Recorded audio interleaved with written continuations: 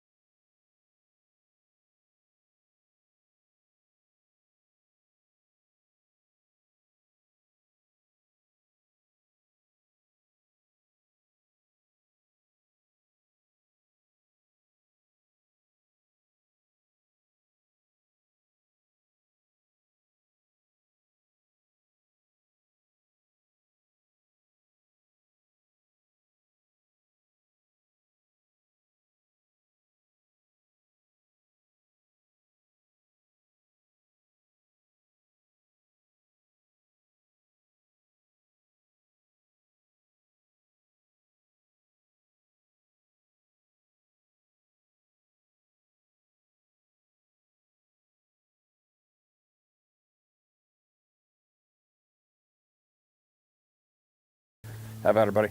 Moving along as fast as I can. We went up there together the next day. That fat little pork chop and the elderly hunter weren't in that great a shape. They didn't want to start early, and I knew we had to start early because the thermals are going to start ripping up that mountain. There's only one way up to that ram. We had to get up to where he was going to bed before he got there, and they completely blew it, and they ended up shooting this dink, the tiniest ram I've ever been included on. This little teeny tiny 9-year-old ram didn't even make the bridge. I think it was 32 inches by like 13-inch base or something. It's just a sniveling ram. Moving along. So we get out, we ride out to the outfit. He did a bunch of screw up things. He cut the nose off the skull of the ram. He mispacked 2 of the horses, had a big wreck. We get into camp, we get back to the highway, and he was basically so far up the outfitter's ass the whole time. The outfitter was blind. He's tried to swing the outfitter against me, said everything was my fault. Bear with me, I'm getting through this as fast as I can. And so instead of me going back in that drainage to go kill that monster ram, I got sent with another experienced guide to be put on trial. And then they sent the little pork chop back up that drain to go kill that ram. Make a long story short, the senior guide, after day 1, said, "You're getting screwed by this idiot." I'm like, "I know I am." We finished that hunt off. We got back out. The outfitter apologized to me, sent me to another camp. But what happened was on that next hunt, that little pork chop went into that drainage and got the hunter to shoot a 5-year-old illegal ram under the bridge. Hello. Then he went on to another camp, an antler camp, and he got an illegal caribou, and then he got an illegal moose, and then the outfitter caught him trying to file the 3rd brow tine into the rack, and he turned him into the COs. "See you later, pork chop, you're out of here." And they hired me on full time. You've got that picture, okay? That's the quickest version I could get of that little grief part. So now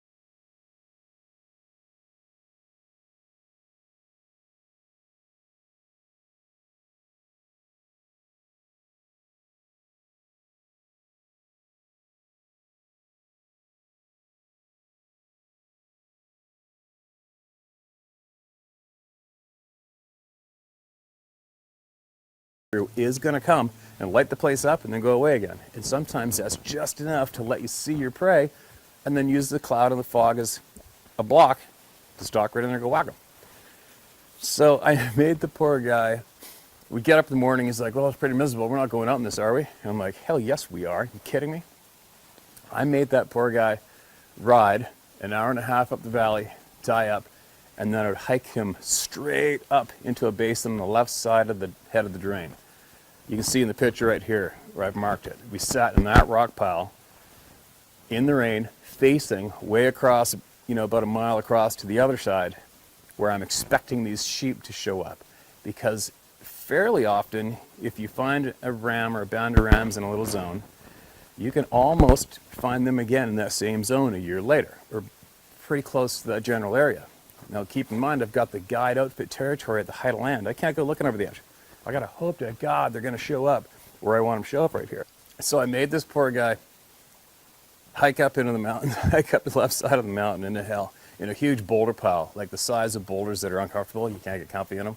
Like this big steep rock pile. And I set up my spot and scope. I put a plastic bag over top of it, and I got my binoculars, I got my rain gear on. He's got his rain gear on, we're sitting here. We're sitting here all day long. And trust me, there's a basin through those clouds over there, and something real special, there's a good chance it's gonna be there. I made him sit in the rain in that rock pile all day, every day for 4 days straight in the rain. But clear patches would come through, and then there's nothing there. Got to the point, I would make him, he'd go, oh, I want to have a sleep or something. I go, well, roll over on your face and put your hood over your head and face downwards and fall asleep. And I made him lay face down on the rocks so it wouldn't fill up his jacket with the rain while he slept. And I sat there. I sat there all day, every day. Now we're talking August, so the days are long. The days are frickin' long, so it's pretty taxing. But I knew what was probably going to be here, hopefully. And I'll tell you what, when you think there's a 43, 44-inch frickin' ram, monster, probably 180 class stone sheep, might be right there. Anybody who's seen that sheep before is going to sit right there and wait no matter what. No matter what. Day 4, pouring rain, starting to tape off, still foggier than hell. A clear patch opened up. Oh, sheep, rams, and there was a band of 17 rams in the basin I was expecting to show up. Got the spotter on him. It's him. He's alive, and there's another cranker, double broomed, Boone and Crockett, easily stone ram with him. I think there was 4 other legal rams in that band, and there's 17 total. I am absolutely levitating off the ground. I'm not showing that kind of excitement to him or telling him exactly what it is I'm looking at, because I don't want him to start freaking out, because you need to keep your hunters calm, otherwise they'll lose their shit. They're already trying to stay calm as it is. And there's a lot of pressure on these guys, so you don't want to enhance that pressure. I thought about going down, using the fog as cover and coming up. I'm like, no. They just showed up. They're probably going to be here for a while. I want to back out, ride back to camp, make a plan, get up early in the morning, pray it's not raining and cloudy, and go straight up that slope and kill them. Obviously, I couldn't sleep that night. I woke up at 1 o'clock in the morning, and it was a full moon. Not a stitch of cloud in the sky, like the gods had answered the prayers. Not a stitch of cloud or fog, full moon, and the place was lit up like a frickin' baseball stadium. It was unbelievable. So I woke up the wrangler, said, hey, go get the horses. Like, what? What time is it? Just go get the horses now. Go get them. Because you got to ride an hour and a half to get up there, and then you got to hike up to get the slope. I wanted to start my stalk as early as I frickin' could, period. And there's always a threat of not getting the horses in on time. They could have took off, whatever. The kid gets the horses back. I get the hunter. We get on the horses, and we rode at 2 o'clock in the morning. We started going up valley. And we finally got to where he tied up the horses, walked up to the head, sat there. It's starting to get gloomy light now, and off we go, straight up the slope below the basin. And you can see in the picture here, it was right around the corner here where the rams are going to be farther in. And we're going right up that slope to the right here in this picture.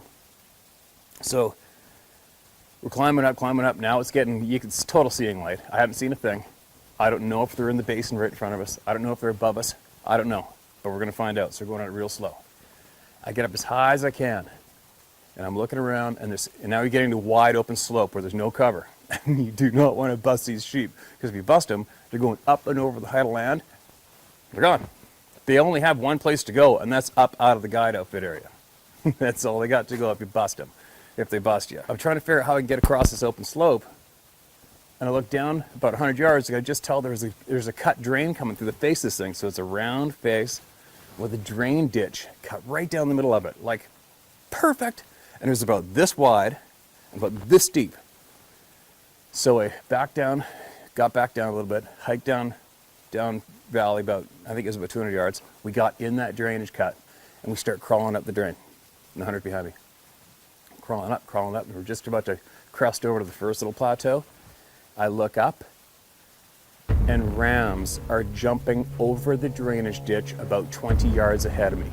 They haven't seen us, and I'm like, oh my God, do not move, do not move, do not move. I'm whispering back to them, do not move. The hunter's frozen, I'm frozen, and they're one by one, they're jumping across the ditch, and they're walking back to go into the basin again where I saw them the day before. So meanwhile, we had been messing around down this part of the slope, and they were right above us, wide open, feeding right here. Neither one of us knew. They're only about 200 yards away from us. So now we've gone up that drainage ditch, we're out of sight, there's grass, there's a little bit of grass on the edge of the ditch. If anything, you can see me from the chin up, and that's about it. And they all went across. I thought. We're sitting there, my heart is freaking in my everything, but in my chest. Could you imagine? Imagine what this feels like? The biggest frickin' ram in years is right in front of me. I've been obsessing about him for a year. A year and 4 days. Whatever, 5 days. I've been obsessing about the sheep. And he's within 30 yards of me right now. Right now. He's 30 yards away from me. As soon as I jump over the ditch, I can't see them. They're just slowly walking. So I finally raise myself up like this, and I look over to the left, and I can't see any of the sheep. I look to my right, and there's a ram standing right there, about 15 yards away from me, looking at me like this. It's about a 9-year-old ram. I'm looking, I'm like, oh no. I looked away and I go, don't move, don't move. And I just looked away. You've seen some of my other videos I explain, or in the hunting apps, I explain body language. And that is huge. Right away, I start going like this. I start scratching myself. That's a universal sign of content and calmness for every single wild animal. I start scratching myself. And I'm pretending to chew my cud. I'm looking away from him. My heart's racing, so I'm thinking he's gonna panic, take the band up and over, and they're gone. Like, this is a brutally intense moment. So I'm chewing my cud. I even at the point, I bit some brown grass, and I went, I pulled some brown grass out of the ground, and I over-exaggerated, started to chew like this, and he's looking at me, and the ram's looking at me like this, and he jumps over the ditch and kind of skips, like, runs a little bit and stops and looks back, and then I look the other way with the grass heading out of my mouth, and I'm going like this, with this grass going like this, you know? He starts walking and walks away. Now, it might sound unbelievable, but think about it. All he's seeing is my head. That's it. Just my head. So that sheep, to him, I possibly look like a, you know, a frickin' mangled marmot.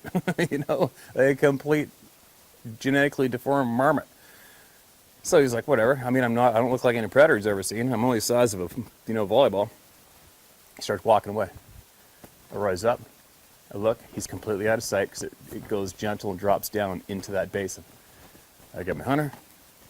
Take the backpacks off. We belly crawl up to that edge. Oh, there's every single ram in front of us. We're laying down. They don't see us. The hunter's freaking. He's starting to freak out. He passes me his laser rangefinder. Here, laser it for me. Laser it. I'm like, dude, it's not even 100 yards. It's just a straight shot. You all right? Take it easy. He's like, no. And he had this wild, crazed look in his face. Like the hunter I was with previous, the past 4 days, he's gone. This other guy's here right now. I don't know who this guy is, but he's losing his shit. So all of a sudden he's pulling shells out of his pocket, and he gave me a hand. Here, hold on to these. Hold on to these. Hold on to these. Hold on to these. I'm like, what? Gives me his handful of shells. Then he lined up 3 or 4 on the moss beside him, and his gun was full. And I'm like, what are you doing? Calm down. You have to calm down here. Like, settle down. Just breathe normal. We got all day. We've got him. Just calm down. How far again?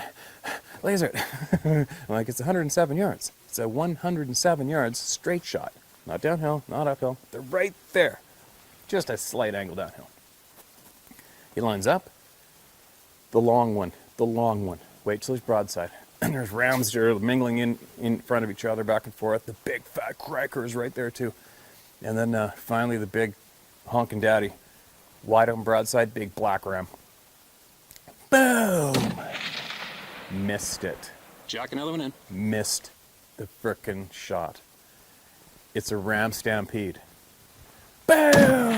Shoots again. The bullets are hitting like 6-9 feet away. Jack Boom! Shoots again at it. Misses. They're all mingling in. I'm like, quit shooting! Stop shooting! And he just kept ripping bullets, and they were flying everywhere. They were flying like 20 feet over top of the rams, 30 yards to the left. That guy absolutely lost his marbles, went somewhere, completely left. He left the scene. Like I said earlier, the hunter that was at the fire with me and hunting every day, he wasn't there. He left and somebody real wacko showed up. Yeah, I couldn't believe it. I could not frickin' believe it. They ran away. That 9-year-old ram that jumped over, they just standing looking at us. They're all going up over the height of land. I looked at it, aged him, he's 9. Put the crosshairs on that ram, real gently squeeze off. Boom! Missed it. They all took off. And then you're just sitting there in silence. Just sitting there in dead silence. I looked at him, I looked away. And then the hunter starts crying. You know, whether it's emotional issues, I don't know. You know what? He is exhausted. He was absolutely exhausted. I ran up through hell. He wasn't in shape. The pressure was probably immense on himself. The pressure he put on himself, obviously, was more than he could take. He was losing his shit. He started crying. I had a lump in my frickin' throat. I wanted to cry. I said, I'm going over here for a bit. And I just walked away. Went 100 yards away and just sat there. Hold my head like, oh my good God. This did not happen. This didn't happen. This did not happen. But it happened. So here's the funny part. So obviously he's beating himself up. Now we're on day 6 or 7. We're back in camp. And it's funny, you know, when you're fishing or when you're guiding fishing or hunting or even when you have partners, when people quit, when they have enough and they've quit, you can't get them back. When you've lost somebody in their head, when they've succumbed to themselves and they've quit, I've never seen anybody come back after quitting between their ears. It's pretty, if you can do it, you're Tony Robbins times 50. If you could bring somebody back during that hunt, if they've quit between their ears, it's pretty possible. So I could tell he quit. We went up again the next day, didn't see a thing. Nothing. Went up the next day to the next drain to the left, up to the head, didn't see a thing. Maybe a few caribou, didn't see no sheep. And then each time we got back to camp, he'd be just beating himself up the fire. He'd be sitting there and watch the fire, and you're trying to keep everything upbeat and happy, and all of a sudden he'd be like, God damn it! Shit! Oh my God, I screwed up! You know, so one thing, especially people that have hunted and fished with me, you know the routine. When I get everybody on the boat or in camp, the first thing I do to everybody, okay, look, if you've done anything bad this year, you got to confess. Now spit it out. It's not going to leave the boat. It's not going to leave camp. Look where we are, in the middle of nowhere. Just spit it out, fess up. Tell us the bad shit you've done this year. Make the slate clean, and we'll have good luck. Because if you keep it in, if you think you're going to chance it by not admitting and hope you get some anyways, trust me, it's not going to work. It never works. I've seen tons of people try it. They all keep it in. They keep it in. Day 4, they see nothing. And all of a sudden they come up with a doozy confession that they denied they had the whole time. But anyways, I do that to everybody, and it's frickin' hilarious. We do it to everybody. And that way it's a lot of fun. It's a lot of laughs. And some of the stories I've received are off the frickin' chart. Borderline offside. Lots of offside. Now anyways, picture this creepy thing. So I'm hammering on him basically the whole hunt saying, would you just fess up, John? Just spit it out. What have you done? You did something bad. No, I haven't. I haven't done anything bad. I told you. It's you guys. Like, nah, I just came back from a couple months guiding on the water, and I went straight 100% success, so I'm clean slate. And I go, and whole Paul over here, he's so innocent, he makes Mother Teresa look like the devil. It ain't us. It's you. Just spit it out. The second you fess up to whatever you've done, we'll probably get that crank around the next day. He'll probably come right into camp. And that was my comedy theme for every night, trying to get this guy back, because he'd be blowing a gasket, swearing his face off, kicking sticks, miserable, you know, and I just keep throwing the comedy out there and trying to keep the atmosphere upbeat, try to keep him happy and laugh and try to. And all of a sudden, I guess like day 9, maybe, or in camp, same thing. I mean, we've destroyed this place. I don't think the 12 rounds coming out of that 300 Weatherby didn't do things too good there. But so it's like day number camp, and he does it again. Shit, I screwed up. God damn it. And he's snapping. And I'm sitting there, Joe, would you just fess up and tell us what you did? And you know what? He goes like this. And I'm not kidding. He was dead serious. He goes, shit, all right. I did something bad. God damn it. And I can't tell you what I fucking did. Shit. And me and the Wrangler are looking at each other like, holy shit, dude. Okay, mid-50s, single dude from Los Angeles, where there's a bunch of weird people. He's in the middle of northern BC in the Rocky Mountains, in the middle of a drain. We don't even know his last name. Two little redneck Canadians, and he can't tell us what he did. And he was upset about it. And then, of course, that leaves your imagination to run wild. It's like, okay, creepy, how long have you had the kidnapped person locked up in the drawer under your bed again? Because you better go let him out. You know, we're just coming up with all these stupid one-liners of what he must have done. And you know what? He never fessed up to what he did, and he never got an animal, and he went home with nothing. Go figure. But anyway, that is one of my personal worst memories of my guided career. Good God. And then thank God the outfitter's son-in-law saw that ram late at the end of the season. He went up there to go hunt with his dad, and they saw the ram. Thank you. You know, it says thank you that somebody else saw it. Because you know when you're fishing or hunting and you see Godzilla and you're all by yourself, and then you got to go babble like an idiot to your partners and tell them how big this thing was. You know, 9 out of 10 people always go, oh yeah, wow, that's pretty cool. You know? And you forever sound like a babbling doorknob. But at least thank God somebody else with credibility got to see the same ram, so they knew I wasn't bullshitting. But yeah, there you go. We never got the ram. Nobody ever killed that ram. Nobody ever saw that ram ever again.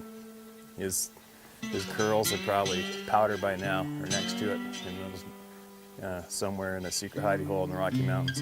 And that guy, John in Los Angeles, he's still kicking himself today, unless he's in prison. On stories.